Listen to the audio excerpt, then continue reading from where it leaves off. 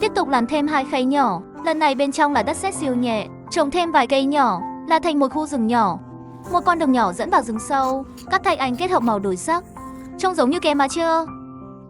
Quét lên là thành rừng ma chơ, dùng để đựng đồ ăn vặt cho mèo. Mèo ăn cũng sẽ thấy thú vị hơn. Cái cuối là 2 chú chó dễ thương, sơn thành màu xoài là thành ken xoài. Hãy cùng sáng tạo để biến những món đồ bình thường trở nên thú vị hơn cùng mình nhé.